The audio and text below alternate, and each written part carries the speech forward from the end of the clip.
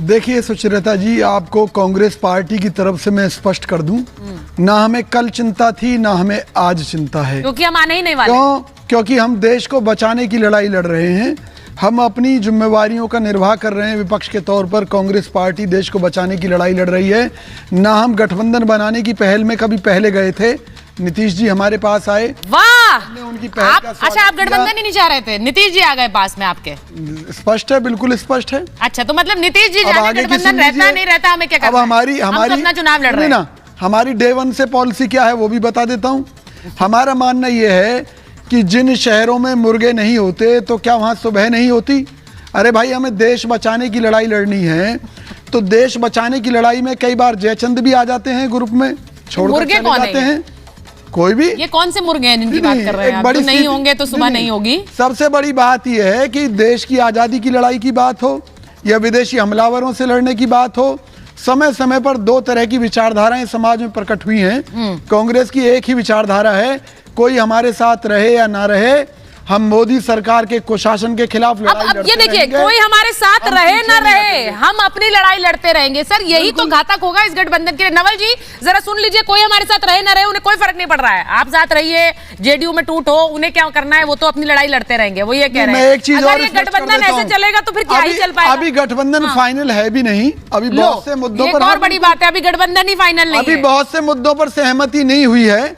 अभी तो केजरीवाल जैसे जो विरोधी मानसिकता के लोग हैं वो इस गठबंधन में शामिल हैं।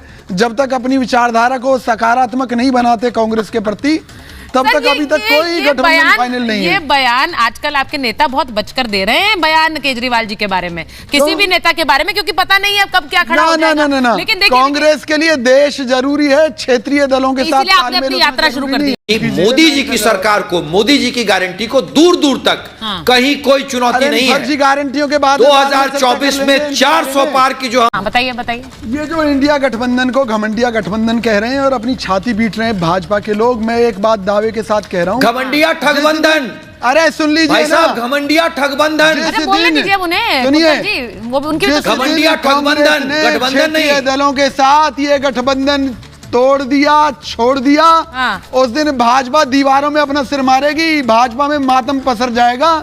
मुझे मालूम है आप बार बार क्यों फूट की बात करते हैं या दूसरे मुद्दों की बात करते हैं, क्योंकि आज भाजपा खूब अच्छी तरह जानती है कि क्षेत्रीय दल अगर कांग्रेस के साथ जुड़ेंगे तो कांग्रेस को नुकसान पहुंचाएंगे। इसलिए मैंने, अरे आप तो उल्टी ही गंगा बहा रहे हैं भाई आज शो पर।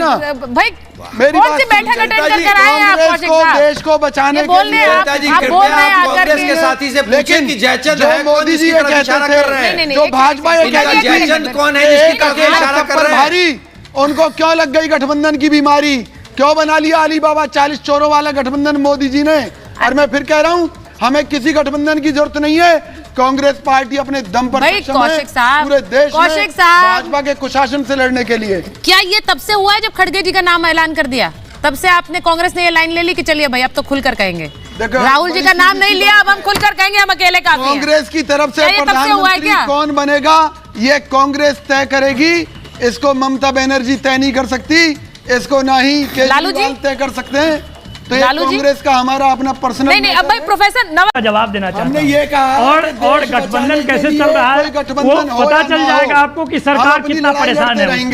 अगर कोई साथ आए तो ठीक, ना आए तो ठीक, क्योंकि इतिहास में जयचंद भी हुए जो कई बार धोखा देकर भाग जाते हैं। नहीं तो कौन है जयचंद? अरे जयचंद बताइए तो सही, किसकी तरफ इशारा कर रहे हैं? उसका स्वागत है। अरे भाई जयचंद तो बताइए किसकी तरफ इशारा कर रहे हैं? कुछ दिनों में पता चल जाएगी कौन है जयचंद। अच्छा, नवल साहब की पार्टी तो नहीं है, प्रोफेसर साहब की पार्टी नहीं है ना जयचंद? लालू जी तो हमेशा साथ रहे भाई, सोनिया जी और राहुल जी के। जो साथ रहेगा वो जयचंद नहीं है, जो हमें छोड़कर भागेगा। तो इशारा ये तीर किसकी तरफ चला रहे हैं? जयचंद वाला तीर, ये तो बता दीजिए। चल जाएगी कुछ ही दिनों में, आपके सामने आ जाएगा। अच्छा, ये और मैं एक चीज कह रहा हूँ, जिस दिन गठबंधन समाप्त होगा उस दिन भाजपा को सबसे बड़ा सदमा लगेगा, सबसे बड़ा झटका मोदी जी को ही लगेगा, क्योंकि हमारे चक्कर में वो गठबंधन बना चुके हैं। नहीं, तो किस किस को संतुष्ट करेंगे? उनकी बहुत सारी परेशानियां बढ़ चुकी हैं। कहां से वो रोजगार का दावा वादा पूरा करेंगे, कहां से वो देश भर के लोगों को 400 रुपए। अच्छा, हर्षवर्धन जी बड़ी मुश्किलें बढ़ने वाली हैं।